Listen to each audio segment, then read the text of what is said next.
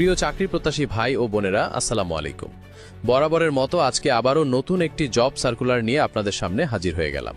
মূল ভিডিওতে যাওয়ার আগে ছোট্ট একটি রিকোয়েস্ট, আপনি যদি আমাদের এই চ্যানেলে নতুন হয়ে থাকেন তাহলে অবশ্যই আমাদের নাগরিক জবস চ্যানেলটি সাবস্ক্রাইব করে পাশে থাকা বেল আইকনটি ক্লিক করে অল করে দিন।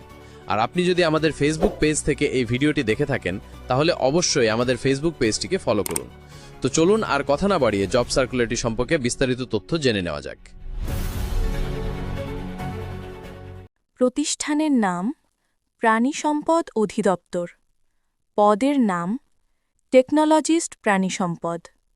মোট পদসংখ্যা 430টি। বেতন স্কেল জাতীয় বেতন স্কেল 2015 অনুযায়ী গ্রেড 13, 11,000 থেকে 26,590 টাকা। বয়সসীমা সাধারণ প্রার্থীদের জন্য 18 থেকে 30 বছর, কোটাভুক্ত প্রার্থীদের জন্য 18 থেকে 32 বছর। সরকারের নির্ধারিত তারিখ অনুযায়ী বয়স গণনা। শিক্ষাগত যোগ্যতা সরকার স্বীকৃত শিক্ষা প্রতিষ্ঠান থেকে ডিপ্লোমা ইন লাইভস্টক বা প্রাণী সম্পদ প্রযুক্তি, ন্যূনতম দ্বিতীয় বিভাগ বা শ্রেণী থাকতে হবে। প্রয়োজনীয় অভিজ্ঞতা এই পদে কোনো অভিজ্ঞতা প্রয়োজন নেই, নতুনরাও আবেদন করতে পারবেন। সুযোগ সুবিধা সরকারি চাকরির সকল সুবিধা, বার্ষিক ইনক্রিমেন্ট, উৎসব ভাতা, অবসর ভাতা, চাকরির নিরাপত্তা, সরকার নির্ধারিত অন্যান্য সুবিধা।